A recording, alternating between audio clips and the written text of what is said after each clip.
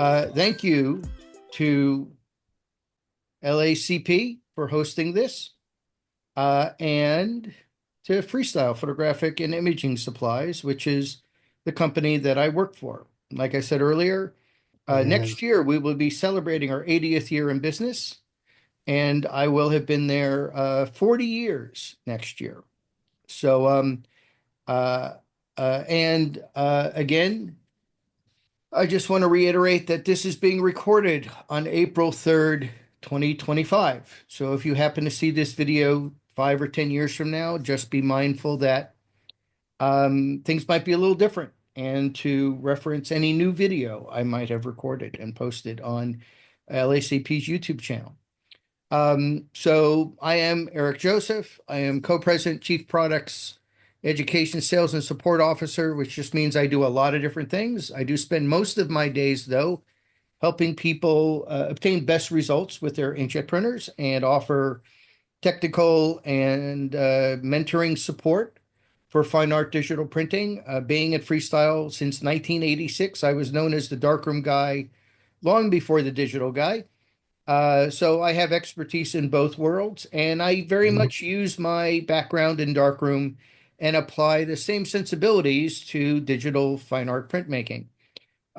In the terms of the products that we offer, we're not a consumer electronics product. You're not going to come to us for digital cameras and lenses and such, but we do carry everything for traditional wet darkroom.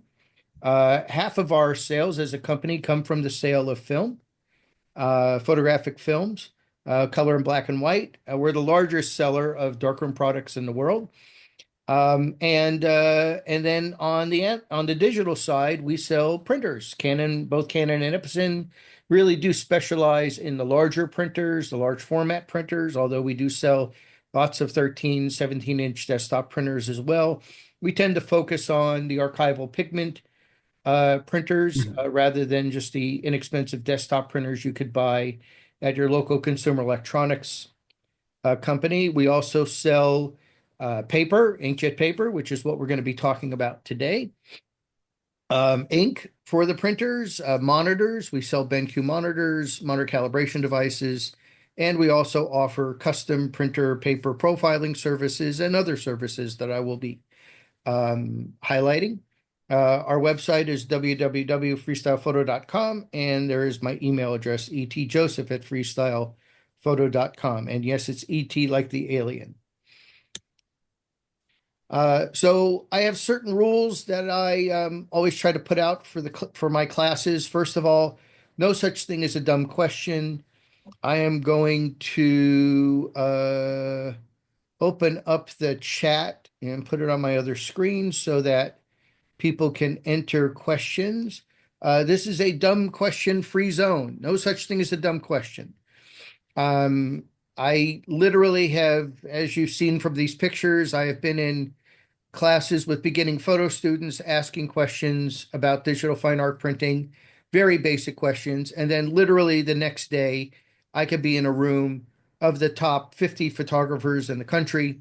And guess what? They all ask the same questions. The education for digital fine art printing and paper is just really hard to come by out there. And that's why I'm a very busy person every day, working with people literally all over the world, helping them with digital fine art printmaking. This workshop is for you, so please ask questions. I know this stuff. And by the way, I wasn't born like this. I literally had to work for the last 15 years or so, really learning all of this and teaching and working with some of the top photographers in the world. And I also deal with people that literally don't know the difference between an f-stop and a bus stop. So I deal with people with very basic knowledge. Um, okay, so the chat area is up, so I will check it periodically. If you want to take notes, but as we said, this is being recorded for later consumption. One thing that's been said about me is that I give so much information, it's like trying to take a sip of water from a fire hydrant. So it's good that this is being recorded. I hear people say, "Oh, I've seen your video 6 times, and every time I watch it, I get something new." So try to give a lot of information. And if you ask me what time it is, there's a warning. I'll probably tell you how the watch was made. I'm a watch guy too, so I like to over deliver, let's say. Now, the other thing is, I've always done this workshop in person. I always felt it was important for you to be able to touch and feel the paper and stuff, but uh, I've also felt over the years that it's important to get this information online. So let's see if we can do this. I'd like to make it, so that it's not going to be like going to a wine tasting and not being able to taste the wine. Okay. Okay. Oop, too far. There we go. Okay. So, certain things that I say, photography is truly a combination of art and science. To me, the art part is your ability to capture an image that you're so excited about that you want to show it, you want to share it, you want to sell it. Um, and and then the other part of the art part is that how you want to display it, and that ends up being paper choice, um, or however else you want to display it. The science part is the part where you learn how to use your camera and all the posing and all of your how to use Photoshop and Lightroom and how to print. There's actually no art to printing. There's a right way to print. This when people deviate from the right way to print and choosing the right choices in the printer drivers and such, that's where things can go awry. Also, printing isn't intuitive or easy. If it was, everybody'd be doing it well. A lot of the time that I'm spending with people is with people who literally say, I bought a printer, I plugged it in, why isn't it working? Well, they didn't learn how to use their printer. They just plugged it in and thought everything was going to work, and that doesn't always happen. And every paper has its own unique characteristics and has to be dealt with separately. I find it amazing that people will spend all sorts of money on how to use their camera. Um, they'll take classes in Photoshop and Lightroom, they'll take classes in posing, they'll take trips, but when it comes to how to use their printer, they ignore that part.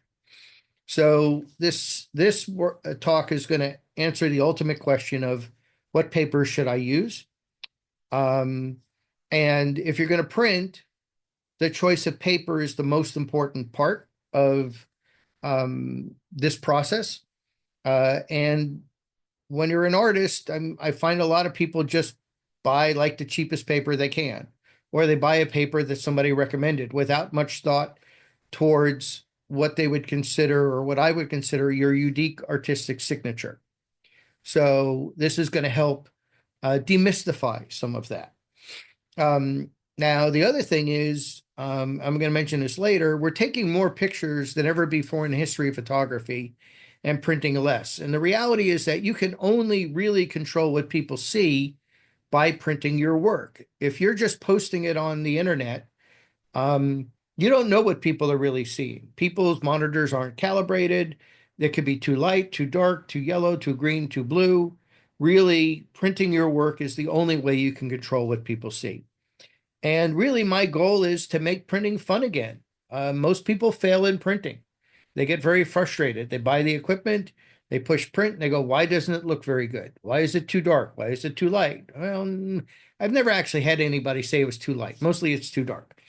But, or why didn't it look like my monitor? So, um, we're going to I have all of those issues covered in another video, which I'll talk about shortly. So our brands of inkjet paper that we carry are Arista 2, which is our private label brand. It's our registered trademark in the photo industry. Everything Arista in the photo industry is basically produced and sold by us. If you see it anywhere else, we sold it to them. We are not affiliated with Arista Records or any other Arista in other industries, just the photo industry.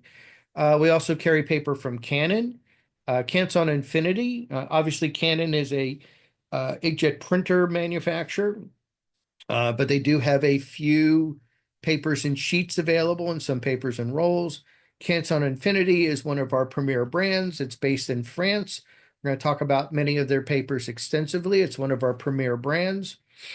We have Ilford Gallery. The Ilford Gallery product we have in inkjet world is not associated with the darkroom company at all. That over the course of the number of years of history, there have been bankruptcies and the company was split. So the Ilford Gallery brand is really for inkjet paper, and Ilford darkroom paper is owned by Harman Technologies, and they share the brand. Ilford is actually owned in the bankruptcies.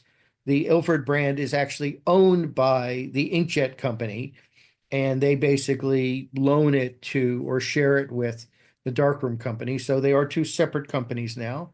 We also have Awagami inkjet paper, which is a 300-year-old paper mill in Japan.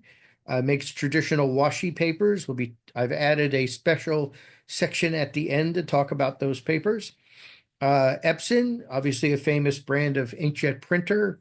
By the way, a side note, neither Canon or Epson make their own papers. It's one of the great myths or mysteries of inkjet printing is people say, well, when I buy a Canon printer, can I only use Canon paper in it? Or when I buy an Epson printer, can I only use Epson printer paper in it? The answer is no. All these papers um, are made to go through these inkjet printers, and especially for the types of printers we sell and the papers I'm talking about, as long as it's for an aqueous pigment printer, it'll go through the printer. So you can put any of these brands, you could put Canon paper in an Epson printer if you want, or Epson paper in a Canon printer if you want. Um, so Hahnemühle, another one of our very famous premier brands of inkjet paper, based in Germany and many hundreds of years old. 440, I believe, is the age of that company as of last year. We also carry some papers from Inova, which is very famous in the Midwest and the East Coast. Maybe not so much here on the West Coast, but we do sell a number of their papers. And then Moab, which is also a very famous brand. They named their papers out of, kind of the Southwest heritage and such, and they make a lot of interesting papers as well. So just want to plug on the LACP YouTube channel. And by the way, on the LACP YouTube channel, there's a class that I developed called the 6 Steps to Making Perfect Inkjet Prints. I do not want to talk about these issues in this video because we have plenty to talk about as it comes to paper.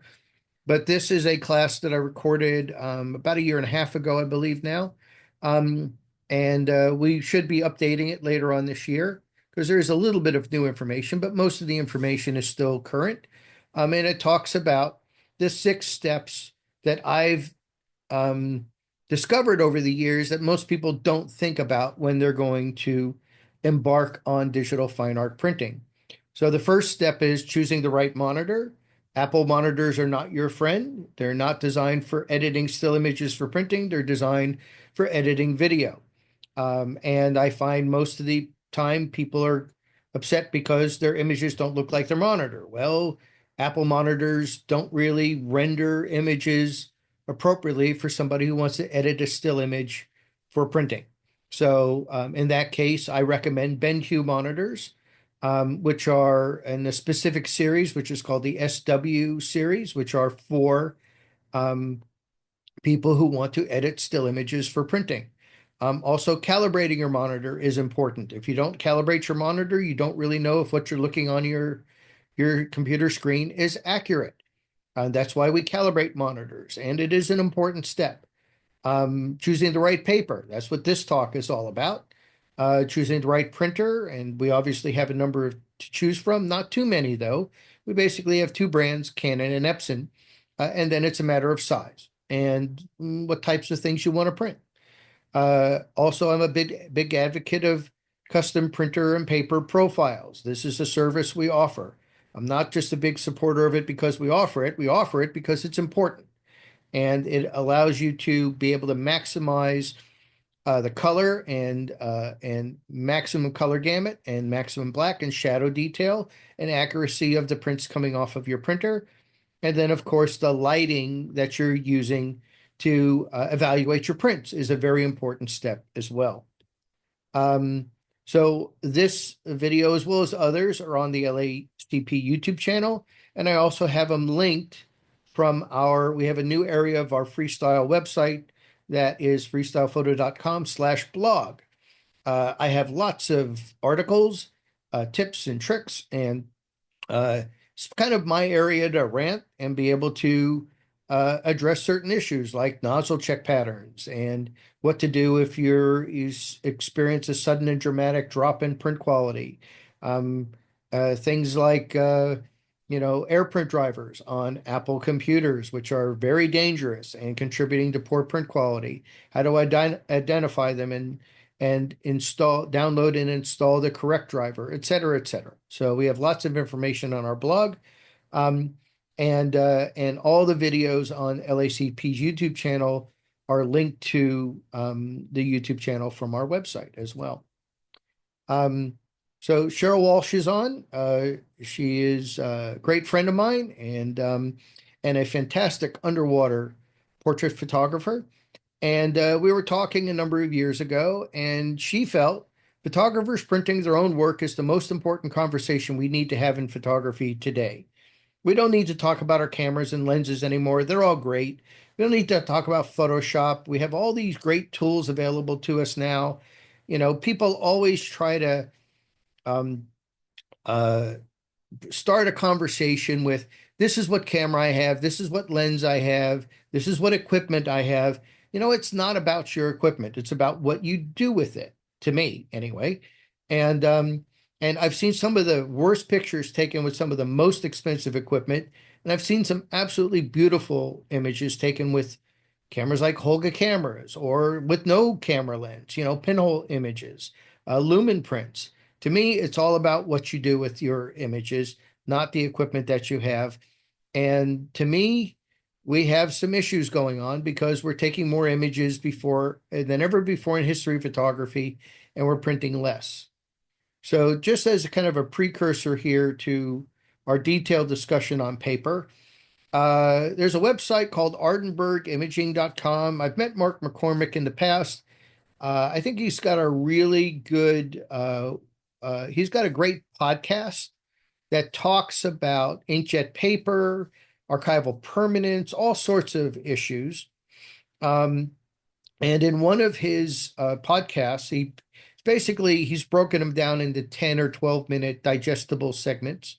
And in one of them, he talks about inkjet as being the great pretender, because we have papers that are designed to look like things we're familiar with. The engineers that have created have engineered the printers and the paper have provided us with something we're used to. So we have resin coated papers that are plastic papers that look like and mimic papers that would have come from a mini lab or a commercial lab back in the day, basically look like C prints. We have double weight fiber-based papers that look like black and white darkroom papers.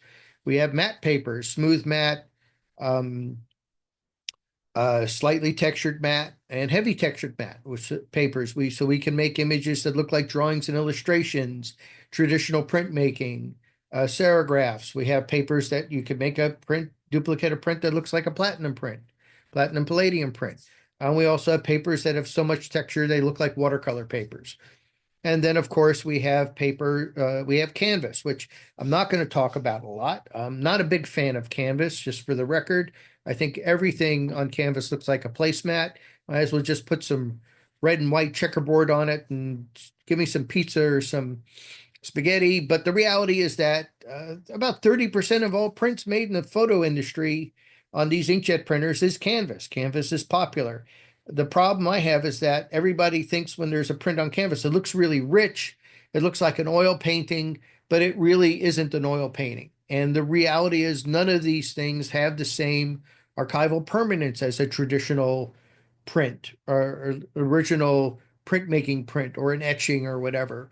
They're all different, and we'll talk about some of those things. But to me, canvas is the lowest resolution product we can print on with the least archival permanence, but it is super popular. And when necessary, I will talk about it. Um, Ardenberg Imaging Podcast, I think, is a really great resource. Um, Something I've been saying a lot lately, photograph, the word photograph has 10 letters in it, and it means to, it's derived from Greek, and it means to draw, write, or paint with light. And I would expect that if you're going to write, draw, or paint, you're going to be doing it on something. And to me, um, if you're not printing your work, you're just a photoer. You're only half done. So you're dealing with light, you're capturing light, you're viewing it on a computer screen or an iPad or an iPhone, and you're only viewing it with light. And you're missing the whole point, in my opinion, in being able to create a unique artistic signature. I always see things in my prints that I never saw on a computer screen because your computer screen is much lower resolution than your prints are. Prints are much higher resolution environment than your computer screen is. And I always see things in my prints big that I didn't see when they were small. So I think printing is very much part of the editing process.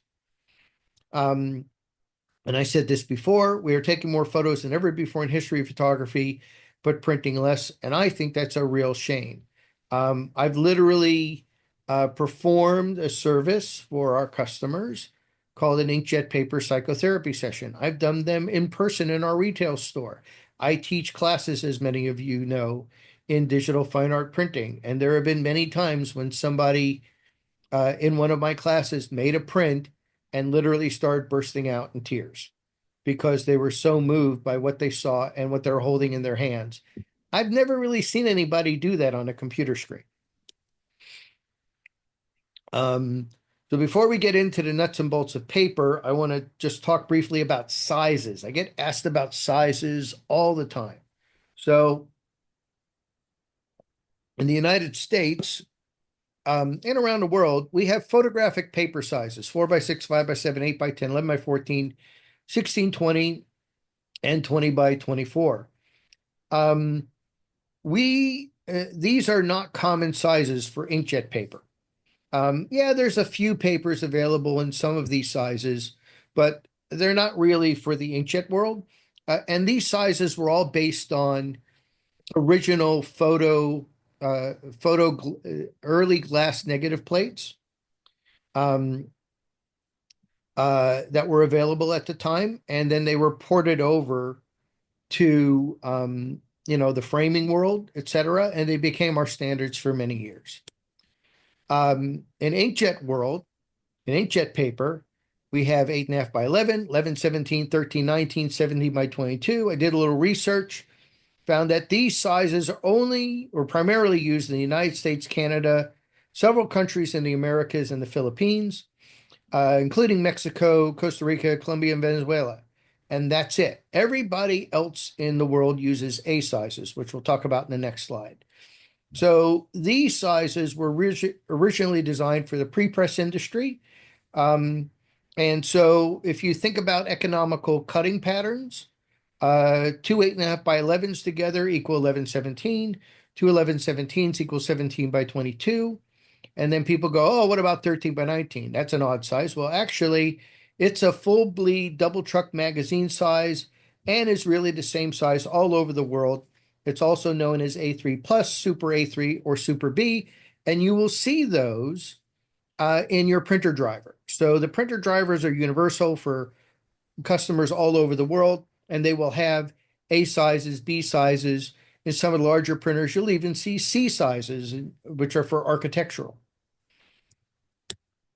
And then we have these other sizes, the A sizes, which are sizes that are used elsewhere in the world. So A4 is like a standard European or Asian, Japanese letter size. It's 8.3 by 11.7, so it's a little skinnier, a little longer.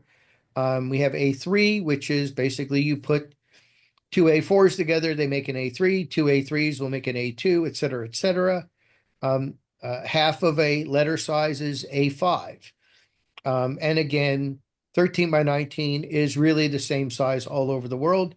So our origami papers from Japan are all available in these A sizes. So they're a little different than the US sizes.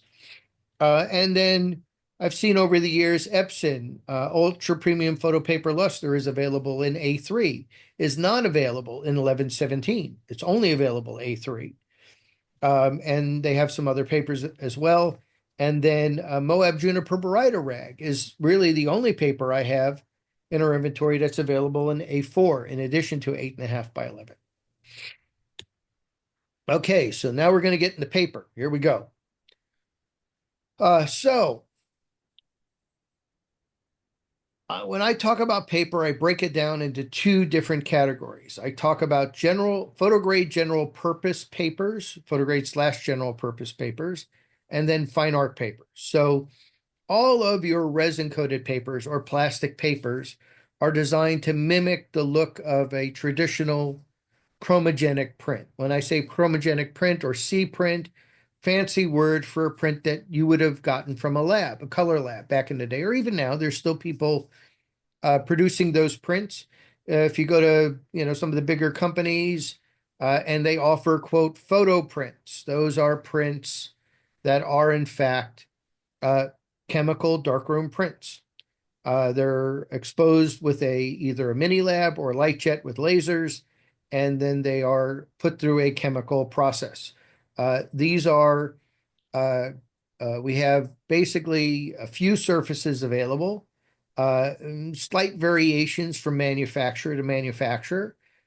In this slide, we have our Arista 2 photograde glossy paper, Canon Photo Paper Pro Platinum, Canson Infinity's Photogloss Premium RC, Epson Premium Photo Paper Glossy, Hahnemüller's Photogloss 290, and Ilford Gallery Smooth Gloss. Now, when I talk about a glossy paper, these are papers that I feel that you could basically see your reflection in, right? They're very reflective. Now, they are not the most popular papers on the market. Uh, the next slide, we'll talk about luster papers and pearl papers. Those seem to sell much better just out of popular taste, but there is a market for high gloss papers. And all of these resin coated papers are designed for me for temporary use, short-term use. They're physically very durable and they're much less costly than fine art papers, which is why a lot of people will use them. Also, if you're going to face mount prints where you're going to um, uh, adhere through a optically clear acrylic and optically clear adhesive. These are the types of papers you're going to want to use for that type of presentation. So here's a selection out of, like, we have tons of these papers. There's lots of them available. Just giving you some brief selections of what's available. We have Arista, our private label photo grade RC luster paper, Canon's photo paper Pro Luster, Canon Photo Paper Pro Semi-Gloss. Canson has a luster paper, so does Hahnemüller and Epson. So I'm going to say this right now. Our Arista 2 Photograde RC luster paper, that is our best-selling inkjet paper. Canon Photo Paper Pro Luster, that is Canon's best-selling paper, inkjet paper. Epson Ultra Premium Photo Paper Luster, also Epson's best-selling inkjet paper. So if you want a paper that is going to yield beautiful results, but is not a fine art paper, this is kind of the range of paper that most people gravitate towards.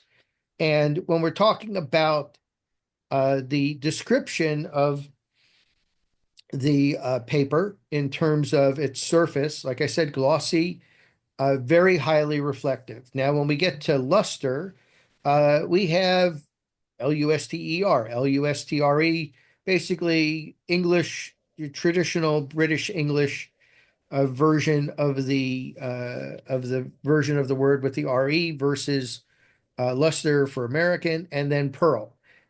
These are all very similar. They still have some reflectivity, but have basically a textured surface to it. So it doesn't have a glass-like reflectivity. It's a knockdown reflectivity, but it still yields more color gamut and brightness. than a traditional matte paper does. And these are the more popular papers, I think, just because they hide fingerprints and you don't get the strong reflections off of them. I remember back in the late 80s when I was just a young man at Freestyle and we were only selling darkroom paper. All of a sudden, it was weird. We ended up having twice as much glossy paper in inventory than we needed and half as much pearl and luster. When I first started there in 86, everybody would come in and say, I want a box of 8 by 10 glossy paper. And then all of a sudden, the market turned to pearl.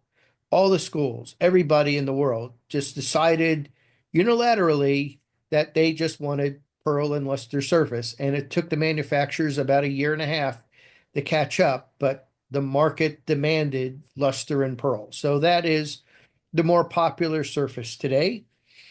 Semi-gloss, a little bit of a moving target there, but basically um, it's smooth, less reflective, but and there's only a few papers that would be semi-gloss in the luster in the resin-coated world, but slightly different in texture. And then satin, which we'll talk about in a bit, that's a catch-all. Nobody really, there's no definition of satin. Then I wanted to do a slide of our resin-coated metallic papers. We have glossy papers, luster papers. Now these all have a little bit of a layer of mica in them, which gives you this kind of pearlescent, shimmering look. Obviously, really nice for images that have a lot of color in them, especially if they have metal in them. These are a bunch of images that I've taken and printed on these types of papers. Uh, they're all beautiful. They do cost more than the standard resin coated papers. Um, and there's a world for them, obviously. They also, all of these glossy and luster papers are really good for, again, like I mentioned earlier, acrylic face mounting prints. We saw a lot of this paper in rolls, specifically for that purpose. Now, these are different from prints on aluminum or prints on metal. These are metallic papers, but they are not prints on metal. Now, prints on metal are a different process. It's called dye sublimation, where you're printing your image actually on a piece of cloth or paper, and then that is then put in contact with an aluminum plate and heated in what, for lack of a better word, a dry mount press. And the image turns into a gas. The ink turns into a gas, and it's done on dye-based printers. You don't do it on pigment-based printers. It's a special type of printer, which is and a special type of process, and the image sublimates to the metal plates. And both acrylic face-mounted prints and prints on metal, I consider them um, a decorative, maybe modern, contemporary type of presentation that is popular because you don't have to frame them. But they're not archival. You're not going to see them in any sort of a serious gallery where they're selling prints to collectors. So we have our Arista 2 metallic glossy and luster here. Epson has a glossy and metallic luster as well. Ilford's got a metallic gloss, and then Moab Slick Rock Pearl, which is not really a pearl paper. We'll talk about that. And then the other papers that would fall into this category are inexpensive matte papers. So I've got three of our Aristas. So our Arista private label line consists of resin-coated papers, inexpensive matte papers. We have metallic resin-coated papers as well, and we also have some double-sided matte 100% cotton fine art papers. Um, but the ones that really sell super well in sheets are our inexpensive matte papers. Some of them are double-sided. Most papers are coated single-sided. There are some that are coated double-sided though, so you can print on both sides for calendars and postcards and gift cards and all that kind of stuff. Um, and Canon also has their Photo Paper Pro Premium Matte. Now, whenever you see the word pro, don't think it's really a professional product. A lot of the labels you'll see are marketing, kind of marketing slogans and such. And we'll talk about some of those myths and mysteries as we move forward. Epson, they have a paper called Velvet Fine Art. I don't think it's a fine art paper. All these papers are made out of alpha cellulose, which means they're made out of wood pulp, and they all contain optical brightening agents, which makes them very white. And we know that optical brighteners will fade over time, and we know that they will change color depending on the lighting that you will view them under. And we will talk about that in more detail later. But to me, all of these papers are really inexpensive, much less expensive than resin-coated papers, much less expensive than fine art papers, but there is a place for them in the world. Um, and there's also many of them that we'll sell them in rolls for people to check their positioning on their large format printer. People want to do calendars, people want to do gift cards, that type of thing. Or some people just want to print on this type of paper just to get a feel for what they're getting before they print on a more expensive piece of paper. Okay, so let's get into satin. This is my tale of five satins. We have five papers in our inventory that have the word satin. This is Canson Photo Satin Premium RC. This is not a glossy paper. It's not a luster paper.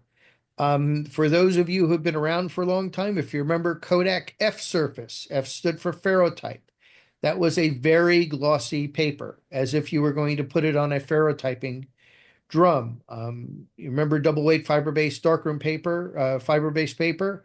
You could put that on a special drum or device that had an aluminum plate that was very shiny, and you could turn it into a very high gloss print. So Kodak F was glossy, Kodak E was luster, and then there was a Kodak N surface, which was called semi-matte. This is as close to that semi-matte paper as I ever found. And I purposely printed this image, which is of a night scene in a little town in Colorado. And in the black area, you'll see that there's no texture whatsoever, as opposed to a luster or pearl paper. So it's a very unique resin-coated paper. It's very white, but also very smooth. So we have this paper, which I'll talk about in a little bit more detail later on in my highlighted section.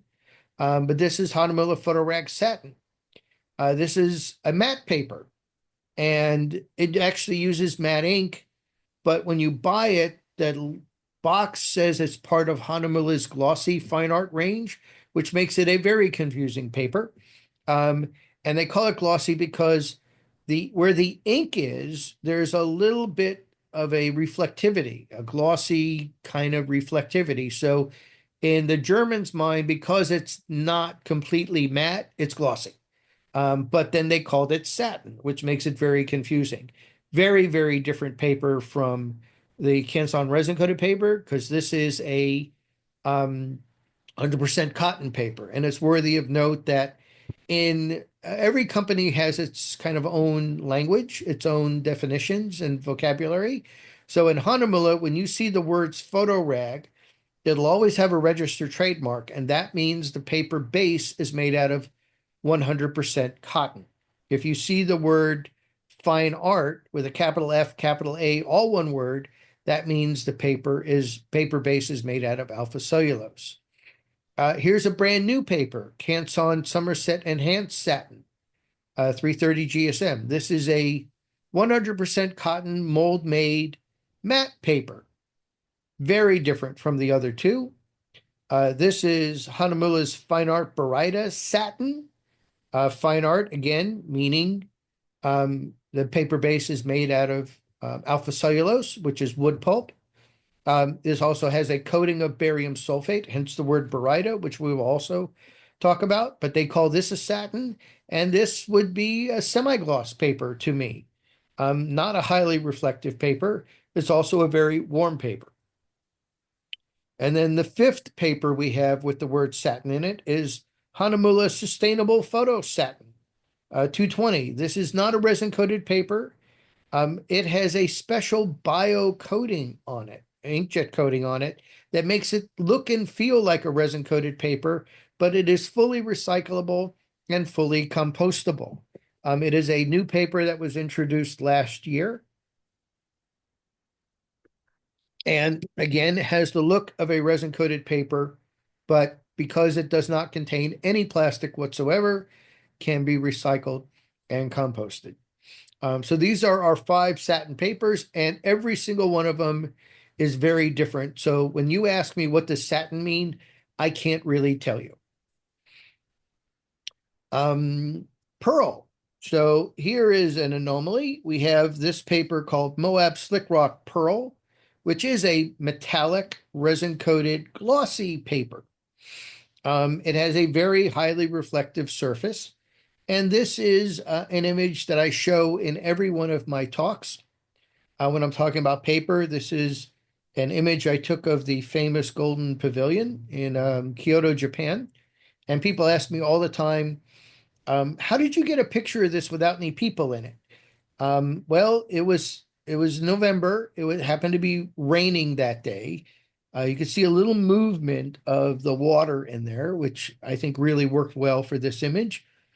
Um, and it was pouring rain. And I looked up, I was under this awning, and I looked up and I saw that the clouds were breaking up a bit. And I said, I wonder if I just hang out here about 10 or 15 minutes, if the clouds are going to break. And there's pathways where you'd normally see people behind there. And everybody obviously was hiding under the awning. And sure enough, the clouds broke and a beam of light shined on the Golden Pavilion, and I was able to capture this beautiful shot. And I'm not one of those people that spends a ton of time in Lightroom or Photoshop. I basically see I shoot what I see, and I print what I saw. I've done very little. I mean, I did a little bit, but not a lot. I mean, if I spend more than 10 minutes on an image, I'm done. I can't do that. That's not what I do. So it's really pretty much a straight shot. Um, but what you don't see are the 300 people with selfie sticks whacking me in the head trying to get the same image. Um, and because we're all standing under this awning, and it was when selfie sticks first came out. That's how long ago it was. So interestingly enough, when I shot this image, I felt that this type of paper was going to be the best paper for me to print on. And a few months later, Moab released this paper, which is Moab Juniper Baryta Rag. Now, I've done a little simulation here, but the paper is warmer. It's a 100% cotton paper with a coating of baryta. It's, I think, more saturated.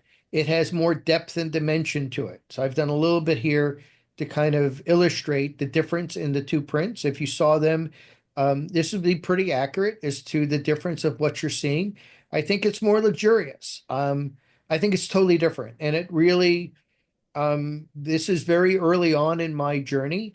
And I found that there was a real difference, a real dramatic difference between how this image looks on these two papers. And all I did was change the paper.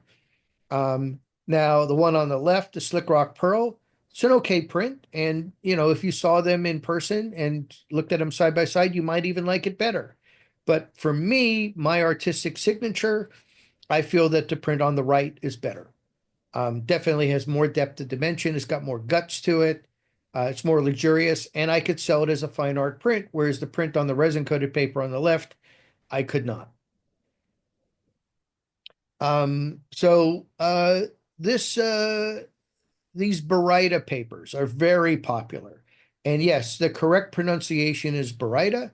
And as you can see on top, I am collecting mispronunciations of the word baryta. It is seems to be the most and the hardest um, word for people to pronounce or remember to pronounce, uh, even more so than Hahnemühle, which is our brand of inkjet paper. So the correct pronunciation is baryta. People have called it baryta. That's probably the most mispronunciation. Some people call it baryta, barda, barada, baracha, Bartista, Bartido. I don't know where anybody got Bartido from. Uh, Bartaya, kind of hard as well. Bayarda, Baryta. They do a little Harry Potter thing. baryta, barista, and then some people just give up and call it burrito. But the correct pronunciation again is baryta. It's short for barium sulfate, and basically it's a clay.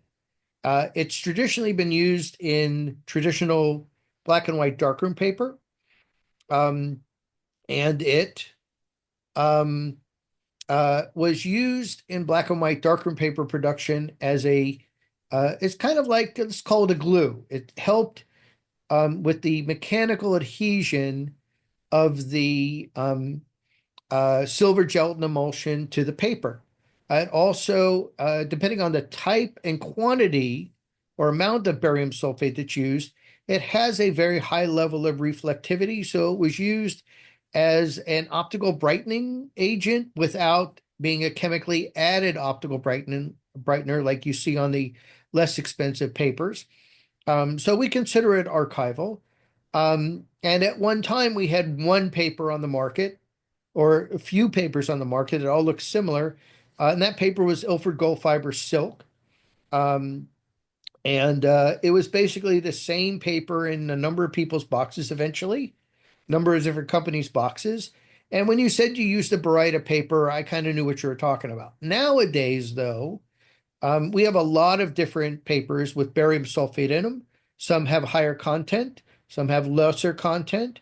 It's being used by the manufacturers to increase color gamut and as a surface treatment.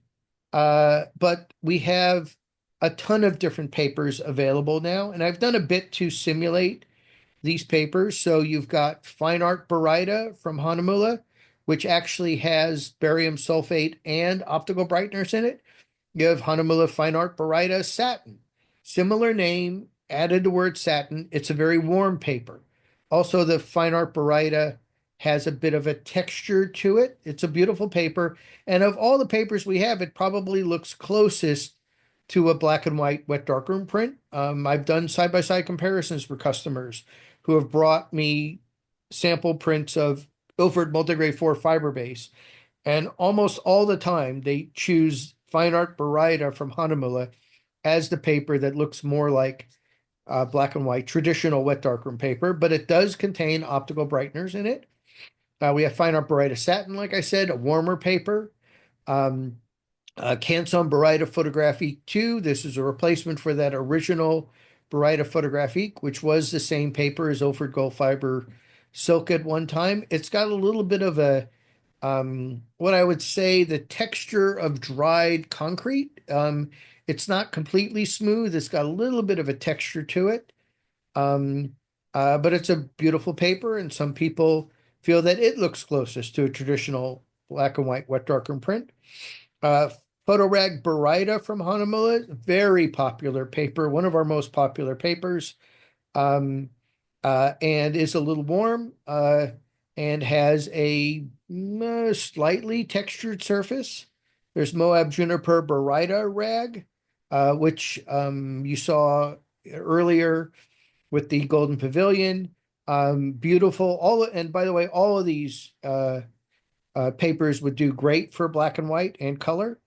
Moab Juniper Baryta rag, like Honolulu Photograde Baryta, both 100% cotton. And again, I just want to stress that the word baryta really only means that it contains barium sulfate, or otherwise known as baryta. Now, this paper here, I kind of spun it in there. This is a new paper that came out last year from Honolulu. This is Photo Silk Baryta X. Now, this paper looks closest to the original Ilford Gold Fiber Silk, which you see on the left-hand side. I've said that the Epson Legacy Baryta, Canson Baryta Photographique, and Honolulu Photo Silk Baryta. People have been looking for an alternative to that. This is the closest paper that I found to it. And by the way, I did ask Honolulu why they called it X, because when they released it, it just so happened that's when Elon Musk bought Twitter and decided to call it X. And I'm like, I know that's a coincidence. I know you didn't mean to associate it with him. Just out of curiosity, why the X? And they said it really took us 10 times to make this paper the right way. They had a lot of trial and error, but they really worked to try and get this paper to look as close to that original paper as possible. And it was discontinued because the type of barium sulfate or something in the emulsion content that they couldn't use anymore, which is mainly the reason why products get discontinued. That's why the original Canson Baryta Photographique got discontinued that you see up there. Now here's Baryta Prestige 2, which is was also introduced a couple of years ago by Canson, and it is a reissued version of their Baryta Prestige because it also had that thing in the emulsion that they couldn't use, and it's very identical to the original paper. It is different in that the Canson Baryta Photographique was an alpha cellulose based product base, which means it was made out of wood pulp. This paper is heavier. It feels thicker. It has more lay flat property to it. And it is made out of both alpha cellulose and cotton. So it's a little bit more of a premium product than the Baryta Photographique 2. And I mean, I like all these papers. Epson now has Legacy Baryta 2. Again, all the manufacturers had to come out with a reissue of the original papers they had. So this is a little warmer and has a little bit more of a knockdown surface. It isn't quite as slick, smooth surface as some of the other papers. And then there's Baryta FB from Hahnemühle, which is kind of an odd paper. It has a bit of a magenta cast to the whiteness. If you don't show it against something else, you'd never really know the difference. But it is smooth. It is semi-gloss. And a lot of people like it for black and white. It's very bright and it's very heavy. It's 350 GSM. Now we have three other papers that have the word Baryta in them. And we have two matte papers now. So these were introduced. Canson Baryta Photographique 2 matte was introduced a few years ago. There was not a Baryta Photographique 1 matte. They called it 2 matte to associate it with the Baryta Photographique 2 paper that they have available, which, by the way, if you look at it online, it says Baryta Photographique 2 satin on the other paper because people were getting confused. So there is a Baryta Photographique 2, which is also known as Baryta Photographique 2 satin, and this is matte. Now, this is an alpha cellulose based paper. It does have some optical brightener in it. It is very flat and very, very matte. It is as close to, there's a paper that is available from a commercial color lab standpoint called Fuji Crystal Archive Deep Matte. This is the closest thing I've ever found to that paper. It is really, really matte, and it has a very different feel and texture to it than other papers do. Last year, Hahnemühle came out with photograde matte Baryta 308. This is a 100% cotton paper, very, very smooth, and has a coating of barium sulfate. So these are our two matte Baryta coated papers on the market. And then we have a third paper. This is part of Hahnemülle's natural line. This is bamboo gloss Baryta, made out of 90% bamboo, 10% cotton. Is very warm. As you can see, I put a little warm tint in it. Has a very nice texture to it, similar to Hahnemühle Fine Art Baryta. And one I haven't included in here because it doesn't have Baryta in the name, but it does have barium sulfate, is I'm not going to say it's new because it's been out now for about 7 or 8 years. It's Hahnemülle's Photograde Metallic. I'll talk about that a little later. But the other thing that the manufacturers are doing is when they use the barium sulfate, it has a very particular odor to it. When you put your nose in a box of paper that has a barium sulfate coating in it, it smells just like wet darkroom paper. It's pretty striking when you smell it. So there's a bit of, olfactory marketing going on there, which kind of leads you to the conclusion that these papers are similar to wet darkroom papers. So a lot of people ask me about black and white printing. Reality to me is there's no difference in printing color and black and white. It's all the same. I'm using the same settings. I don't print grayscale images. I convert them to RGB. Your printers are using all the colors in the printer. They're really RGB printers, even though they have cyan, yellow, magenta in them. So to me, all the rules are the same, except that um, inkjet papers are different from darkroom papers. And we have some other considerations. A lot of people try to get me involved in the darkroom versus digital argument. And to me, it doesn't matter. To me, it's like comparing a watercolor to an oil painting. And it really has to do with how it makes you feel when you're making prints. We still sell a lot of black and white and colored darkroom paper, and people love printing in the darkroom. Um, but in a mat under glass from, a few feet away, I would challenge anybody to really be able to see the difference. To me, it's when you hold it in your hand and you see how the light reflects off of the paper, which is where you really start seeing the differences between black and white and color prints.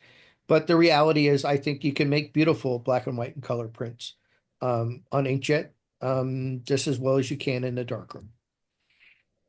So here's some considerations. Here's an image that I have printed and I show regularly on this two papers from the same manufacturer. These are digital infrared images I took in Germany a long time ago. The one on the left is a very cool paper. It's Honolulu Fine Art Baryta. It's got a little bit of a texture to it. Again, it's a paper that looks very much like a wet darkroom paper, traditional wet darkroom paper. And then the same print on William Turner, which is a very heavily textured matte paper. It's also very warm. And the reality is they look totally different. And whenever I'm in a room and I do a survey, half the people like the print on the left and the other half of the room likes the print on the right. And the reality is it's all up to personal taste. It's a gloss versus matte. It's a cool versus warm. It's a, you know, smoother semi-gloss versus texture. And the paper really makes the difference. In fact, Hanamula on their sides of their boxes for years had a slogan, paper makes the difference. And I really think that's important when we're talking about inkjet printing. It's more important than what printer you have, what camera you have, what lens you have, how good you're at Photoshop. It's what paper are you using. So we have 100% cotton smooth matte papers are very, very popular. These are papers that, whoops, they don't have any texture. They're going to have some differences in maybe the texture. Like some of them, like Photograde Ultra Smooth, um, Hanamula's new Photograde Matte, Matte Baryta, very, very smooth papers. Some of these other papers might have a little bit of texture, but for all intents and purposes, they all have less texture than other papers. Ilford Smooth Cotton Rag is pictured here. Epson Hot Press Bright White, Canson Rag Photographique, Photo Rag Bright White, Hanamula Photo Rag Ultra Smooth, Canson's new-ish. It's been around for a few years now, but new-ish Arch 88, and Epson Hot Press Natural. These are all very popular smooth matte papers. Now, the word hot press means it's smooth matte, specifically smooth matte paper. Cold press means textured matte. And cold press, and it has to do with how the paper is manufactured. Hot press papers, as the pulp is made into paper and comes down the mill, at the end, a hot press comes down and creates a smooth texture. With cold press, when the paper is wet, a woven fabric comes down and creates a texture in the paper. And that's the difference between hot press and cold press. There's not a lot of personality or uniqueness in these papers, it's basically a nice placeholder for an image. Um, but these are images that I printed on these papers, and they're all totally appropriate. They're also a bit more popular than the textured papers. Now, personally, I'm more into textured papers. Um, so I just want to talk a little bit about optical brighteners, whether they're good or bad. This is a technical thing. We're just going to go through a couple of technical things here real quick. So uh, OBAs, or optical brightening agents, are chemicals that are added to paper to make them appear whiter under certain lighting conditions. So um, when you have a paper that contains optical brighteners, when you expose it to UV light, since we cannot see UV light, the paper will reflect a bluer light than and a level of blue that we human beings can see versus a paper without optical brighteners.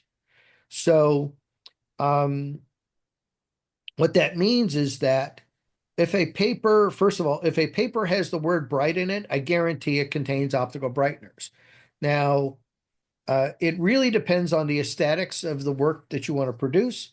There aren't really any right or wrong answers, but I maintain that when we're talking about the word archival, okay, there isn't really any legal definition for the word archival. You could talk about certain products being more archival than others. And to me, the word archival really is defined as, is there anything in the product or the way that it's mounted that is literally going to change over time? Now, we know, and I haven't found anybody that argues this, that optical brighteners fade. I mean, just look at every white t-shirt you've ever owned. Every white t-shirt fades over time because you're exposing it to UV light. And the molecules in the optical brighteners will only absorb UV light for a certain amount of time. They have little gas tanks in them and then burn out. Well, you want to bring the whiteness back. What are you going to do? You're going to bleach it and you're going to put it in a detergent that is promoting that it has whiter whites and brighter colors. Well, what you're doing then is adding optical brighteners back into the clothing to make it brighter. So in inkjet paper, for instance, we have Moab Entrada Bright White and Entrada Natural White. They're both the same paper, but one has optical brighteners in it and it is whiter. Now, I maintain that those optical brighteners in the bright white paper are going to fade over time, and the paper will revert back to its natural state. So to me, why use a bright white paper when it's going to fade anyway and revert back to its natural white state? Also, there's a photograph, photographs that I've taken. I've seen them on the internet. Other people have stolen these photographs. You see on the upper one, I have a UV flashlight, LED flashlight, and it's reflecting off of the paper that contains optical brighteners. That's a piece of Hahnemühle Photorag Bright White. And then the lower image, it's not reflecting off of a piece of Canson Aquarelle, which contains no optical brighteners. Okay, so what does that mean? Well, when you bring a piece of paper that contains optical brighteners out in bright sunlight, it will look whiter than a paper that does not have optical brighteners. But when you bring it inside, like in a gallery where there's no UV light, you're not going to see it brighten. And I've shown this to people over and over again, that your papers that contain optical brighteners will look just as white as papers without when you're viewing them in an environment that does not contain UV light. So to me, why bother? The other thing is, if you're looking at a print, and I experience this all the time when I work with photographers who are choosing paper, or they're coming in for an inkjet paper psychotherapy session, which is a service that we offer. I asked them what paper they're using, and they're like, "Oh, I'm using Epson Hot Press Bright White, or I'm using Hahnemühle Photorag Bright White, or Entrada Photorag, or Entrada Bright White." I go, "Why?" And they go, "Well, because they're bright." And I'm like, "Okay, watch this." And I'll take a piece of museum glass or or TrueView's Optium, which are coded to block 99% of UV light, and it changes them yellow. Not only that, when I use an LED flashlight to show the difference between the image, how the optical brighteners reflect, it completely deadens the UV light. So the thing to me is that if you're using a bright white paper and then putting a glazing over it that blocks UV light, you're defeating the purpose. And you didn't even know it happened. So I always try to get people to pay attention to how they're going to present their work. So I would opt for papers without optical brighteners versus papers with optical brighteners. But I have some images that are on papers with optical brighteners, like the fine art, 100 fine art baryta, and I think they're gorgeous, and I wouldn't print it on anything else. So it's a moving target. Grams per square meter, GSM. This is a mark that is on every box of inkjet paper that you're going to find. Um, and it refers to the weight of the paper. It's how much a paper would weigh if you had a square meter of it. Okay. It is not a measure of thickness. Thickness is measured in mils, which is 1/1000th of an inch, or micron, which is 1/1000th of a millimeter. And when I do these talks, I hand out these specific 2 sheets of paper. Uh, Ilford Smooth Pearl is a resin coated paper. It is 310 GSM. It feels much lighter, much thinner. I actually feel, sorry, correct myself. It feels thinner than Innova Fabriano printmaking rag, which is a 100% cotton rag paper. Cotton rag papers are made more like a textile. It's more like a fabric. It feels thicker, but if you weighed a square meter of each paper, they would they would weigh the same. They would both weigh 310 GSM. So the point I'm trying to make here is that when I've been in situations where I've had images out on a table at a trade show or an event or something that I'm doing, and I'll have photographers come over and try to impress me. They'll say, "Oh, watch this, Eric," and they close their eyes and they start feeling the papers and go, "Oh, this is a 300, this is a 310, this is a 305, this is a 285." I'm like, "What are you doing?" And they're like, "I'm showing off to you how I can just feel the paper and tell you what the grammage is." And I'm like, "No, you can't." And they go, "I just did it." I'm like, "Yeah, and you missed every one. They're all labeled. Who you think you're talking to here?" And then I show them specifically these 2 papers because they feel so different. And they go, "Oh, I didn't realize that." So one of the great myths of inkjet paper is that GSM means thickness or has something to do with the quality of the paper. It does not. All it has to do is it's a specification of how much a square meter of that paper weighs, and that's it. Okay, so now I want to talk about what I call transformational papers. These are fine art papers. These are papers that are all going to add a certain quality to your image. It's going to allow you to create images that are very three-dimensional, depending on the combination of the paper and your composition.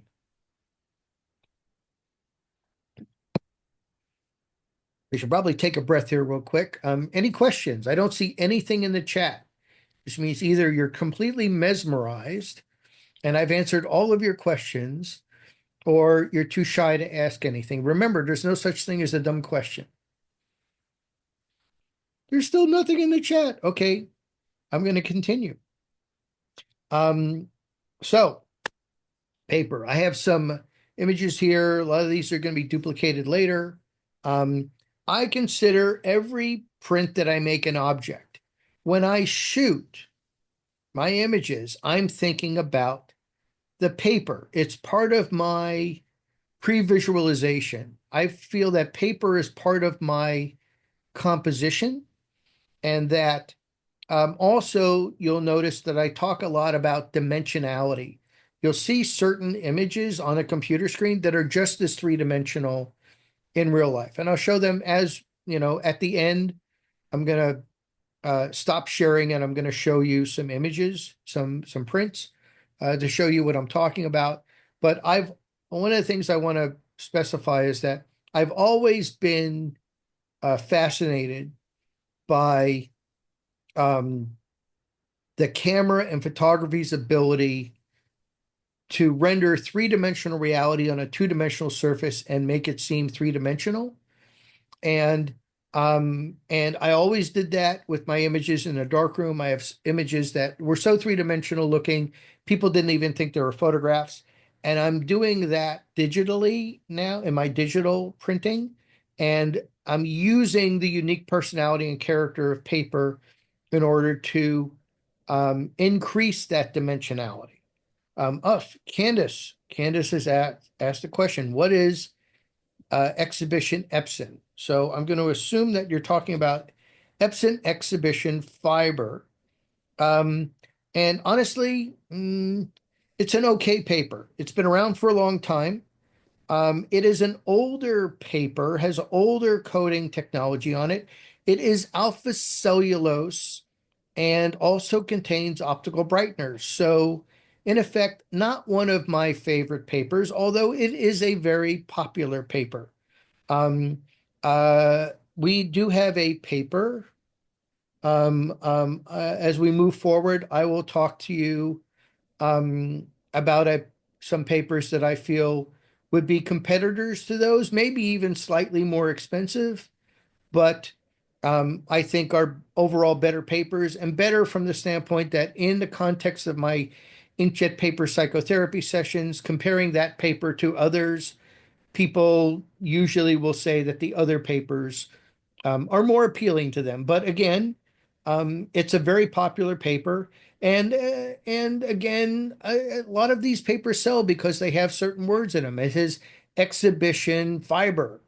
Doesn't necessarily mean it's as good technically as other papers or not. They just called it that.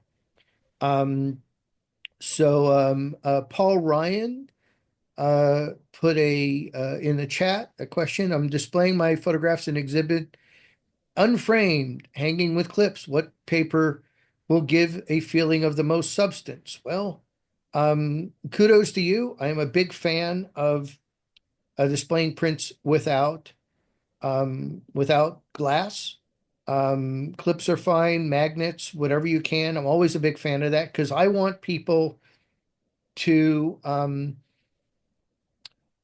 fall in love with the paper choice that I've made. And as soon as you put glass over it, that prohibits people from really seeing the texture of the paper. So the answer to your question will be, which is what paper will give a feeling of the most substance? Any of the papers I'm talking about moving forward. Okay. It isn't what paper, it's what papers. And we have a lot to choose from. So here we go.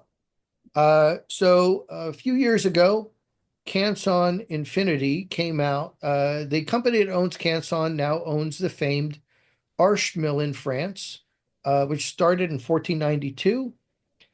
These are very exciting papers. These are some of my favorites. I have a lot of some of my favorites, but this series of papers is really exciting to me.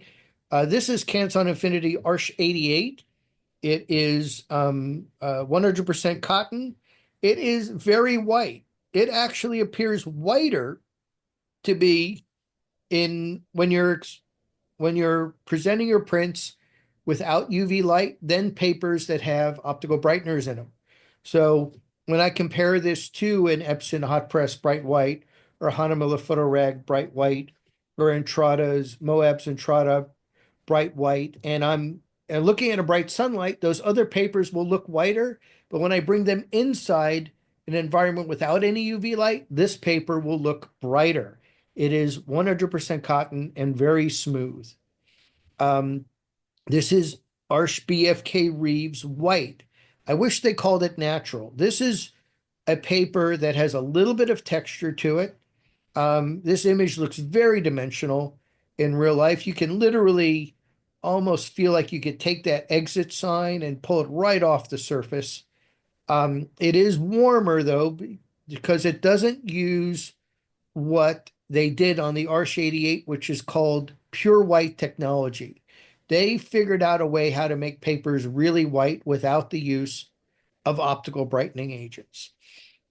So there's BFK Reeves White and there's BFK Reeves Pure White. So it's the same paper surface, but they're using their pure white technology in order to make the paper whiter. Now, whiter papers obviously have more contrast than papers that are not as white. And so the BFK Reeves White would have what I would call a traditional non-OBA whiteness to it, which is slightly cream color. And these other two papers have the pure white technology, which makes them very white. And the fourth paper in the series is Arshak. This is the same paper and by the way, all of these papers are very famous art papers. Arshak is the most famous textured watercolor paper in the world. And yes, that image of that after hours depository Dropbox looks as three-dimensional in real life as you see it on the computer screen. It literally looks like it's coming off the page. For those of you in the last few years who have seen my World of Inkjet paper seminars in person, everybody looks at that and goes, wow, it just looks like it's coming off the page. And it contradicts people's preconceived notion of what an image on a heavily textured matte paper should look like. Most people say to me, well, I don't like matte papers with texture because the image never looks sharp. It never has depth and dimension. It never has a rich black. Well, people see this image and they're just blown away because what I've done is to enhance the illusion, the optical illusion that is photography, in that, like I said earlier, it compresses space. Every photograph is an optical illusion. We're literally representing three-dimensional reality on a two-dimensional surface, making it seem three-dimensional. I am leveraging off the fact that the texture in the paper is making the brick in the background and enhancing its texture while making the whatever that aluminum or stainless steel box, it makes it look smoother. And that piece of tape on it looks like it's just coming off the paper. Um, but then on the Canson R88, which is a very famous silkscreen paper, that is a marble feature on a fountain at the Getty Villa, um, out here in California. And I purposely did not choose a textured paper because I wanted that marble feature to really stand out. And it looks like it's coming off the page, but the texture would have kind of ruined it. So these are decisions that I'm making as I'm taking my photographs. And I pretty much know when I'm taking a photograph, what paper I'm going to be printing on. And these are, this is a 500-year-old paper mill, and they're using a 21st century modern coating, techniques, and tweaking the paper for inkjet. And I think this series is an excellent series for exhibition. So the Canson logo that I just phased in there. You'll notice here's your tip. Here's your tip for the day, your $5 tip for the day. The O looks a little weird. So they created their logo here to celebrate the fact that not only were the French first in photography, Daguerre, Niepce, uh, those famous photographers who really started, our tradition here.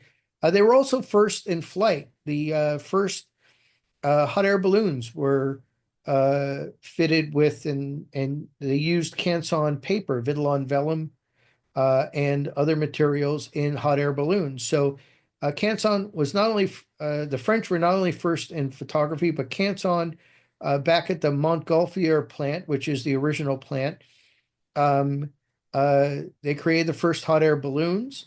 And I was in Raleigh, North Carolina recently, where I said Canson was first in flight, and they got a little upset because they're like, well, you're in California, you're in Carolina territory here where the Wright brothers, and I'm like, I said first in flight, not first in powered flight. So I'll give you first in powered flight, but you also got to give me that hot air balloons were around before airplanes were. Um, uh, so also Canson, the company that owns Canson Infinity, owns the St. Cuthbert's Mill in France, which is famous for the Somerset brand of fine art papers. They're a newcomer. They've only been around for 289 years. Um, they have three papers that they introduced last year. At the moment, they're only available in rolls. They will be, two of them are available only in rolls. They will be available in sheets later on in the year. And as of yesterday, I want to verify that this was accurate. So we have Somerset Enhanced Satin, which I talked about earlier. And this image, again, very limited depth there, but very three-dimensional looking. Smooth matte paper, not bright white technology. This head does have a bit of a cream base. It is, let's say, slotted in against Arch 88, but at a bit of a lower price point. And right now it's available in 330 GSM in rolls. It will be available in 225 GSM in sheets later on in the year. There's also Somerset Enhanced Velvet. And again, the reason for the enhanced is these papers are available, as are the Arch papers, as traditional fine art papers for doing, all sorts of things, etchings, silk screening, traditional printmaking, etc. The enhanced means that it's coated for inkjet. So they have velvet, which has got a medium texture to it. Again, right now available in 255 GSM rolls, will be available in sheets later on the year in 225 GSM. And then the last paper is Somerset Enhanced Watercolor 240 GSM. This is currently available in sheets and rolls. Now, the reason for the sheets, and as you've noticed, the GSM is less than you're used to seeing. Most papers are 310. The reason is these are going to be kind of the first fine art papers on the market that will be appropriate for feeding through the Epson EcoTank or Canon Megatank inkjet printers. Those printers are dye-based printers. They're designed to be very cheap ink. We don't sell them.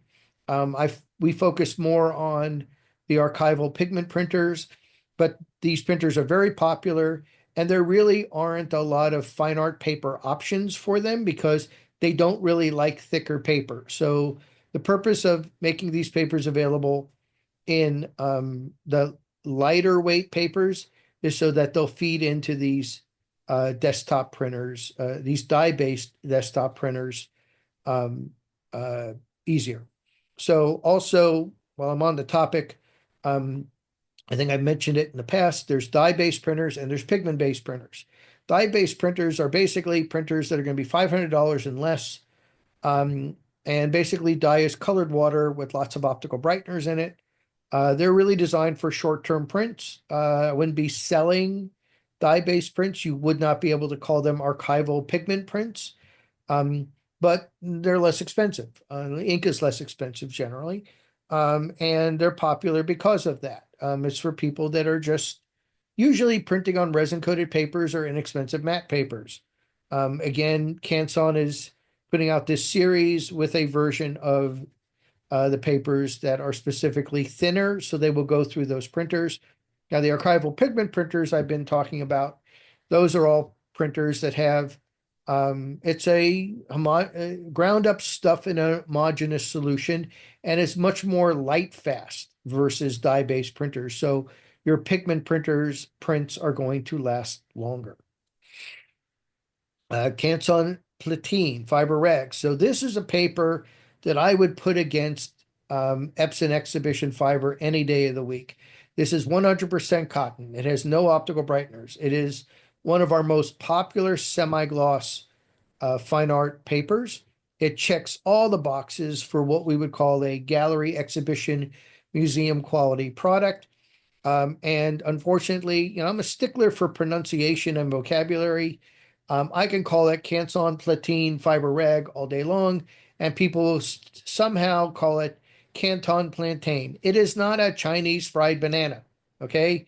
It is a very high quality fine art paper, and I recommend it all the time. In fact, Um, Between this and Honolulu's fine art, Photograde baryta, very similar products, but two of our most best-selling semi-gloss fine art papers. It's OBA free, 100% cotton, and wholeheartedly recommended.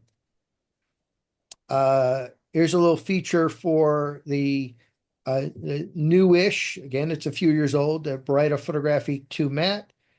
It was the first baryta coated matte paper optimized for inkjet, for pigmented inkjet prints. The new Honolulu Photo Rag Matte baryta is our second.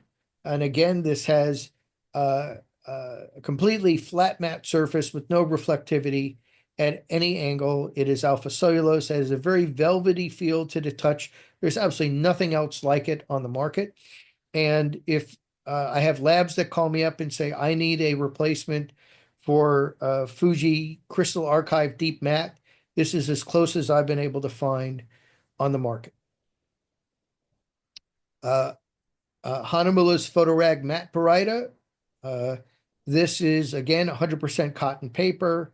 A Photograg, as you can see, has the registered trademark. Another note, the most popular smooth matte paper on the market is Photograg 308. That paper is about 27, maybe even 28 years old now. It was the first paper on the market really that had any sort of attention to archival permanence, and because it's been around so long, it's the most popular. Now, doesn't necessarily mean it's the best paper on the market, but it is popular. And it was so popular that Honolulu registered a trademark photo rag, so nobody else could use it. So that's why you never see the words photo rag on any other brand of inkjet paper. Now, Canson has a paper called Rag Photographique. They didn't just call it that because they were French. They called it that because they couldn't call it photo rag. If Honolulu didn't trademark the words photo rag, they actually absolutely would have called it that. Again, this is a 100% cotton, baryta coated paper optimized for pigmented inkjet prints. And its reason for it existing is that Honolulu has a paper called Photo Rag Ultra Smooth. And the market, our market, wanted a paper that was as smooth as Honolulu Photo Rag Ultra Smooth, but did not contain optical brightening agents and would be available in up to 64 inches wide. So that's why this paper exists. Photo Rag Ultra Smooth does have some optical brightener in it. Again, a feature on the new Honolulu Sustainable Photo Satin. It has the look of a resin-coated luster paper without any plastic in it. It's fully recyclable and compostable, and has a new bio inkjet coating that is free from plastics. Honolulu's Natural line. These are papers that I would recommend to somebody who is concerned about the environment. So they have bamboo, which they've had for many years. This has been in the line for a long time. It's made out of 90% bamboo, 10% cotton. It's a little warm. It's very smooth, usually very smooth. We have hemp. Oh, and by the way, the bamboo's claim to fame is under right conditions, it'll grow 30 feet in 30 days. They just keep on whacking it off and keeps on growing back. And the leaves that come off of it are self-composting as well. It's been a very popular paper for a long time. Again, a little warm, a little smooth. We have hemp, which has got a little texture to it. Now these papers are all a little better for the environment. They either use less water, or they grow very quickly, or they're recycled. So hemp, pardon my pun, grows like a weed, uses very little water.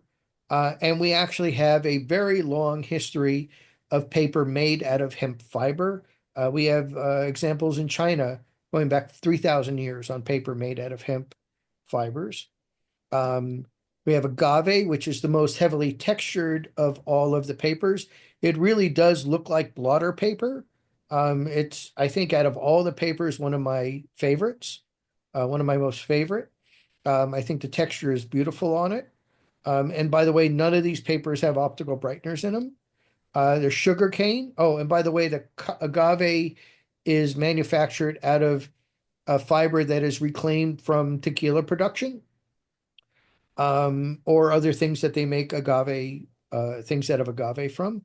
Sugar cane also uses very little water, and what's left over after they suck all the sweet stuff out of it is a husk called bagasse, and they're reclaiming that and making the fiber, the pulp out of that reclaimed product.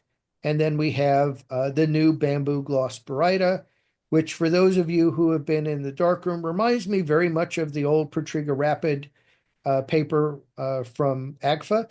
It's very warm and it really does have a very beautiful surface texture to it. Also, Hanamula, I want to address here's another fun fact for the day. The brand is Hanamula, and as an American, I'm gonna mess up the pronunciation. I really enjoy it when I have German speaking people in my classes because they can handle the U with the umlaut much better than us Americans can. But the way I remember how to say it, it's Hanamula. And by the way, people ask me all the time, why does Hanamula have a red rooster as their logo? Well, Hana means rooster in German, and Mühle is mill. So it is the mill of the rooster. And from what I've been told, one of the original owners of the mill was a Mr. Hana. So it's really Mr. Hana's mill. So here's a little history of the the the red chicken. And then obviously in the lower left, you have the Green Rooster Initiative, which is the umbrella of all of these papers. And not only are these papers all better for the environment, we're made out of recycled or reclaimed products, but they also, Hanamula devotes a certain a percentage of the profits to environmental causes. Hanamula's factory is also pretty much completely off the grid, using solar, wind, and hydroelectric power. They're very, very focused on the environment. So here's one of my favorite papers, William Turner, 100% cotton, very heavily textured surface. It really feels like 80 grit sandpaper. One of the drawbacks is that it does flake and fairly easily. Now, generally speaking, when people come to me and say, getting a little white specks on my prints, the white specks are caused by dust that was on the paper, that when you picked up the paper and the dust fell off, right? You printed over it and the dust fell off. Well, this paper, you breathe on it and it's gonna scratch. It's got a very, very sensitive surface, but this particular image looks so three-dimensional on it. It's still one of my favorite papers. Um, it's got a warm base to it. It's got no optical brighteners. And it's one of my most successful pairings of composition with paper. And this is why I say texture is my friend. Again, this paper also contradicts many people's preconceived notions of what an inkjet print on a very heavily textured matte paper should look like. And it's one of the few papers that are available in two weights. There's 190 and 310 GSM. The 190 is definitely thinner. It's definitely cheaper. But when I ask people, hey, what do you think, which one would sell better? They always say, oh, the cheaper one does. Nope, we sell far more 310 GSM William Turner than 190. And it's all mental. It just feels better in your hand, especially when you're making large prints. Thinner papers don't, it's real easy to crease them and have little kinks in them or little half moons and stuff. So the heavier papers work much better in rolls than the thinner papers do. So here's one of my more popular images on a Hanamula photo rag satin. This is a 100% cotton paper. It does have a little optical brightener in it, but everything about this paper is perfect for this image. the way it's rendering the steam, and this guy is cooking eggs in a natural hot spring in Kone, Japan. Um, and when they cook these eggs, they sell them to tourists for 700 yen. At least that's what it was about 14 years ago when I was there. It might have gone up since then. And back then, that was like $8 for, kind of three chicken eggs that are turned black because this is a natural hot spring that has sulfur in it, and it oxidizes the shell and kind of hard boils the eggs. Um, and they sell a ton of these eggs because the mythology is that if you eat a black egg, you'll extend your life by 7 years. So they sell a lot of them. They do give you a caveat, though, that they don't want you to, they say it's very dangerous to extend your life by more than 17 years. So they recommend you don't eat more than two and a half. I ate my three eggs and I got a stomach ache. So now I think I know why you're not supposed to eat three eggs. But the thing is, I don't take very many pictures of people, but I've printed this image. I printed it large, and every time people just really get sucked into it, they see those, figure. There's a guy up in the hill, the steam, everything about this paper really lends itself to the composition. And just that little bit of reflectivity takes it out of what I would consider a normal print. So it's definitely one of my strongest images, but strong because it's on that paper. Here's museum etching. This is one of Hanamura's most famous papers. It's very heavy, and it's very thick. It's 100% cotton. Very famous wildlife photographer Stephen Johnson was used as a consultant when they developed this paper. I'd say it's a medium texture paper. It's very heavy in the hand. Um, it's a great color gamut. In this particular image, I really specifically set it so that you could barely see the detail in the far end of that wall. This is in Pompeii. And what was beyond it on the other side of that wall, I brought it up a little bit, wanted to create that depth and dimension in the image, and it performed beautifully. It's like, shadow detail is fantastic, and the color gamut was beautiful. So Hanamura has three papers available in pre-deckled edge. So you can buy this paper just straight cut, also Photograde 308 and William Turner. You could buy it just with the straight cut edges. And then they also make the paper available with decal edges. They're doing a machine deckled edge. So you get that rough edge to it. They charge about 30% more for the deckled edge because they've got to obviously use a larger sheet of paper and waste some paper. But a lot of people like that look. Um, so additional transformational papers, Hanamura Photograde Metallic. This is an absolutely gorgeous paper that you really have to hold in your hand to appreciate. It has a very dimensional quality to the color. These are some of Cheryl's images on it. And it's just, there isn't another paper like it on the market. It's definitely not a resin coated paper. It's a fine art paper. It's a 100% cotton paper with a silver metallic pigment that just looks spectacular, and it's totally unique. There isn't another paper like that on the market. Paul Ryan has posted a question. Will heavy papers run through your Epson P900? Yes. You can put heavy papers in it. So with the P900, one of the advantages to it over the previous generation of printers is that one, you don't have to switch between photo black and matte black. When you choose a media type setting, it now has two channels for black ink, so you don't have to go through the switching procedure and waste ink like you had to in the past.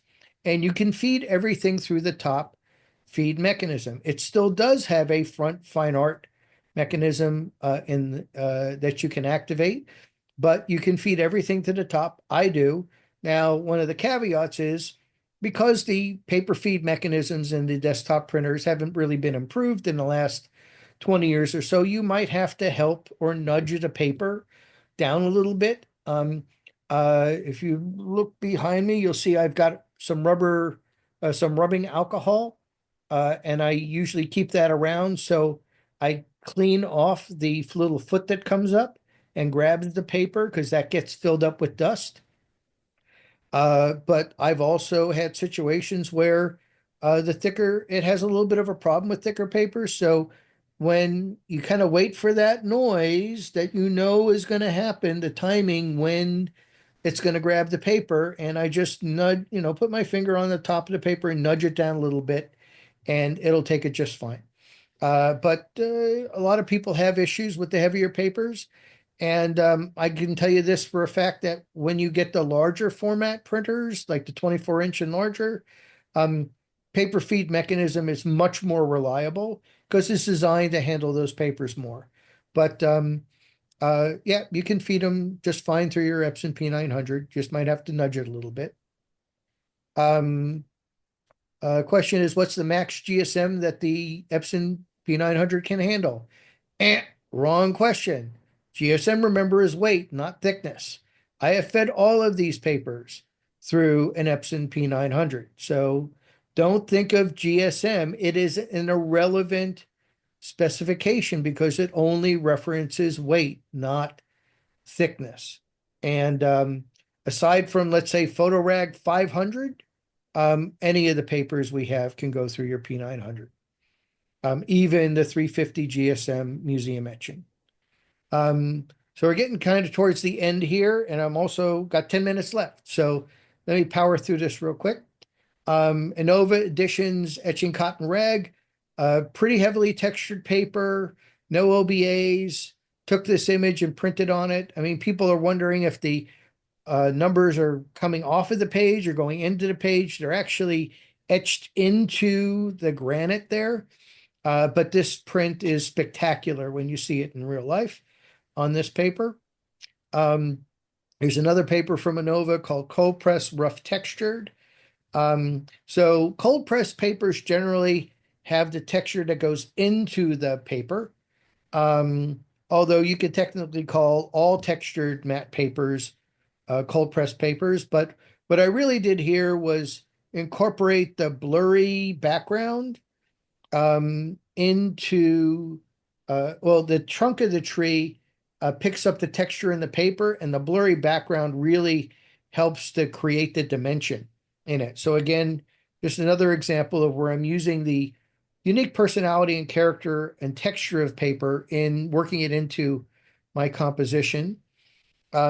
These are three papers from Ilford Gallery. There's Gold Fiber Gloss, which is a semi-gloss paper, very similar to Canson Platine, no optical brighteners. There's Cotton Artist Textured and Smooth Cotton Rag. And this is an image I took in Istanbul. And when I view these papers in person, the one that has the most depth and dimension is the Cotton Artist Textured because it's leveraging off of the composition and the lines in it and the texture in that paper, which is a very heavily textured watercolor paper, makes it look sharper and more dimensional than the gold fiber gloss. Now, gold fiber gloss being a semi-gloss paper, a lot of people will make the assumption that semi-gloss papers or glossy papers look sharper than matte papers. Well, that was true in the darkroom, but not in digital. In digital, the way ink gets laid onto the paper surface, matte papers are sharper, technically sharper than glossy and luster papers. This image on a glossy paper looks more photographic. It looks sharper on a textured paper, or a matte paper with texture. It even looks sharper than the smooth cotton rag, which is a smooth matte paper. Okay, we're coming into the home stretch. Origami papers. I wanted to do a little bit more of a highlight on this range of paper. So they make three weights of bamboo paper. These are 70% bamboo, 30% recycled washi.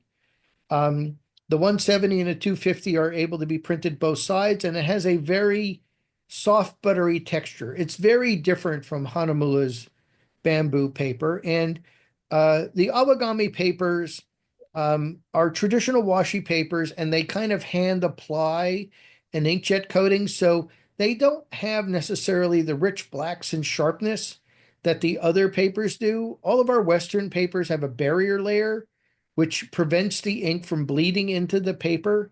These are kind of raw papers with an inkjet receiving coating on it.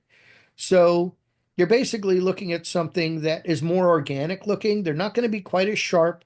They're not going to be quite as bright, but they're going to have a unique personality and character all to their own. And it's a very different experience than printing on our Western papers. They also have Inbay, which is available in two weights, 70 and 125 GSM. It's got a fine textured surface.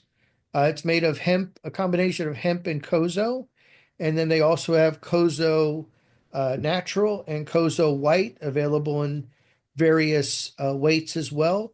Kozo papers are very strong. They have very long fibers in them, and I'll show you in a bit some examples of some very thin papers.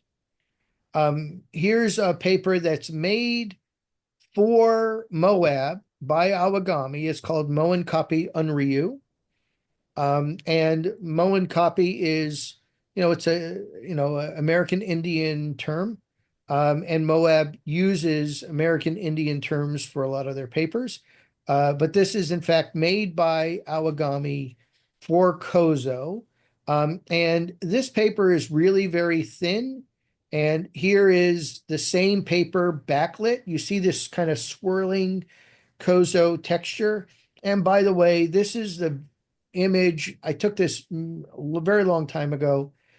It was the first image where I literally moved my camera to the left. I changed my entire composition to accommodate the unique personality and character of this paper.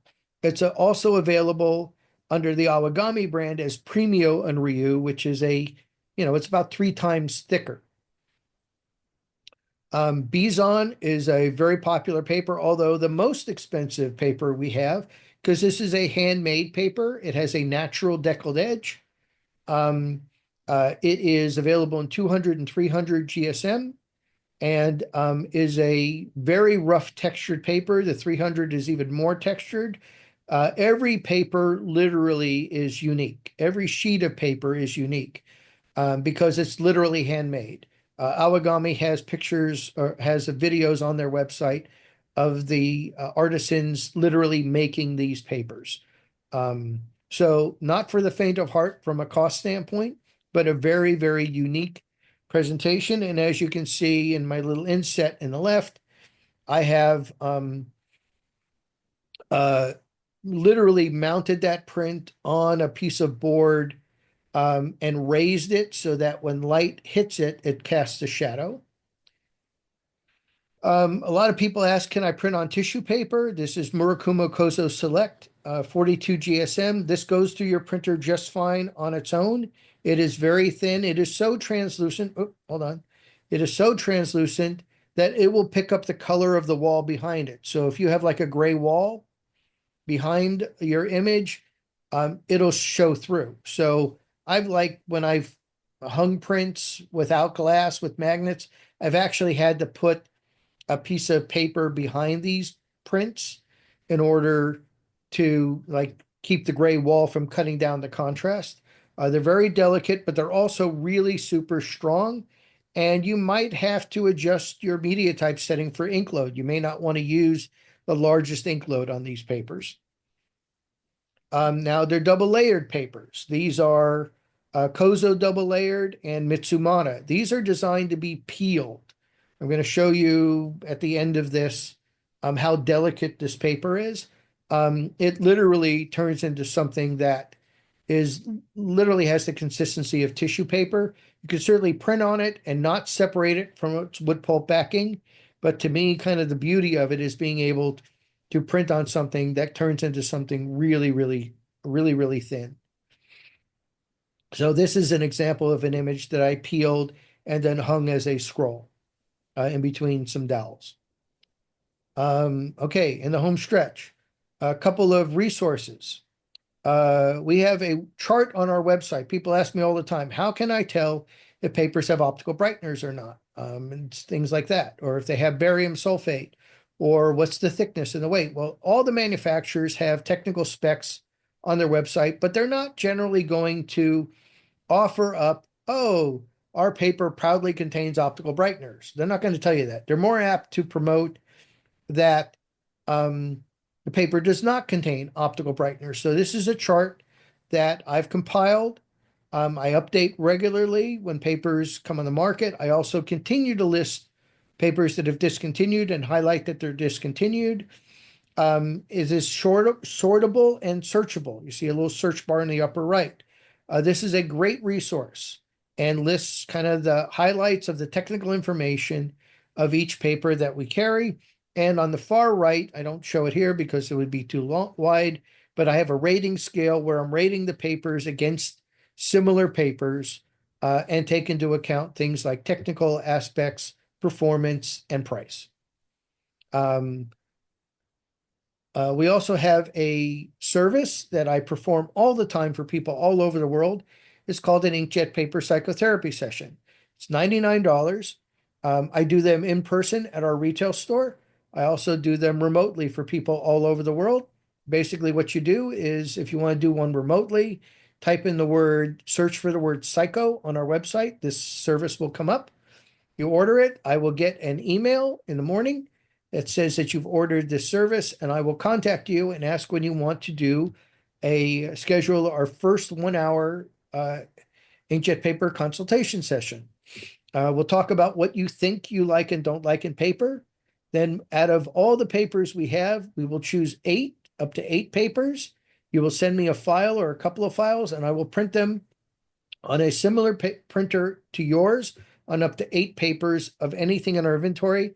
I will then send you back the papers in the mail, and then we will have a follow-up conversation about what you might like and don't like. At the very worst, we have the beginnings of a further conversation. At the very best, you're going to say, hey, there's one, two, or three papers I can move forward with. Here are some resources available on our website. Obviously, our website address, direct email address for me, direct location on our website for our blog section, inkjet paper remote psychotherapy sessions, et cetera, et cetera. Also, as a thank you for sitting through a 2 hour conversation with me, here's a discount code, inkjet 10. This is available to all members of LACP as a partnership between Freestyle Photographic Supplies and LACP. So I suggest you take advantage of it from a mail order standpoint if you order through our website. If you come into the store, just tell them you're a member of LACP, and all the people in the store know to give you your 10% LACP discount. Also, here's some links to Freestyle's Facebook, Instagram, my Facebook and Instagram, inkjet papers comparison chart. And a lot of people ask me about the differences between Canon and Epson printers. Amongst the various articles on our website, we do have an article, which printer is better, Canon or Epson? There is no good answer, but I think you'll find the article informative. Thank you. Yay, we did it. I'm only 2 minutes over. So we do have some questions I want to address. Do any of the other Awagami papers have that same rice paper look and back look? The Inbei has the most rice paper look. It actually has those kind of lines in it. Just as a side note, none of these papers, even Hanamiller rice paper, has rice in it. The primary pulp that Awagami uses is kozo, which is a Japanese mulberry bark. And some of the papers, as you've seen, like Inbei has a combination of hemp and the mulberry bark. Mitsumata is Mitsumata. It's another type of fiber. Good question. Can you give a short description of the difference between A++ and B papers? Well, actually, yes. So when I put out this chart, we actually printed it when we were doing catalogs, and I knew I was going to get a lot of crap for it from people. First of all, the thing that people started calling me up about is that why are all your 310 GSM papers different thicknesses? All 310 GSM papers the same thickness. Well, like, no, they aren't. And I proved it because I was able to show people that a 310 GSM resin coated paper wasn't the same thickness as a 310 GSM 100% cotton paper. So here is the thinking of the rating scale. So A plus A, so a rating of an A is kind of like this is the industry standard, like PhotoRag 308, Honolulu's PhotoRag 308. That was, as I mentioned earlier, the first paper available that had any sort of attention to archival permanence. It was really our first fine art paper available in the inkjet market. I rated that an A. Why? Because it's the standard. Everybody kind of looks at that paper as the industry standard. So saying that's an A, then I've got Canson Rag Photographique. That was really a knockoff product. Canson made that paper to look, taste, and smell just like PhotoRag 308, but it contains no optical brighteners and it costs less. So that's an A. That's an A plus, right? To me, that's worth an A plus. Now we have Canson Infinity RC88. Well, it doesn't have any optical brighteners. It's really white. It's a mold made fine art paper versus what we call a fourdrinier paper. Honolulu PhotoRag 308 and Canson Rag Photographique are fourdrinier papers. It's actually an English term for a more modern manufacturing process. I happen to value the history and provenance of Arch 88 as a very famous silkscreen paper in the fine art market. It's a mold made paper. I think it has more provenance and it's very white without the use of optical brighteners. So to me, that paper is worth an A++. Now, the B papers, they're average papers. They're not going to be the same image quality as the other papers. They might even be less expensive, but you're not looking at them as a performance paper. As you've noticed, there's no C's, D's, or F's. We don't have any bad papers, but it's all relative. And so that's the thinking in the rating scale. And I'm not rating different papers against each other, right? I'm rating similar papers within a certain type of paper against each other. Okay, so let's see. I'm looking for double-sided foldable paper to use for handmade books. Awagami looks promising. Other tips. Awagami is promising. They also have on their website a guide for the grain direction of their papers. So bookmakers really like to pay attention to the grain direction, whether short grain or long grain. They have a chart that enumerates that. The other paper we have that is very focused on grain direction is Hanamula's PhotoRag book and art paper, which is available in short or long grain. Other than that, it's 50-50 chance, obviously, of the other papers and how they're going to work in a book. But those are the papers we have that would be most appropriate. Karen, is the code exclusively for inkjet supplies? Exclusively for inkjet supplies. Yes, nothing else. Sorry. No printers, no monitors, only inkjet paper. It's inkjet papers, not even inks, right? It's only inkjet papers. Some thank yous and kudos for a great presentation. And okay, so just real quick, Kozo double layered, stiff piece of paper, 96 GSM. It is designed to be separated. So I've started at the corner and started separating it. Ooh. And then it turns into, something that literally is like tissue paper. And I've done this hundreds of times, and this paper still has not torn. So Kozo fibers are very, very long.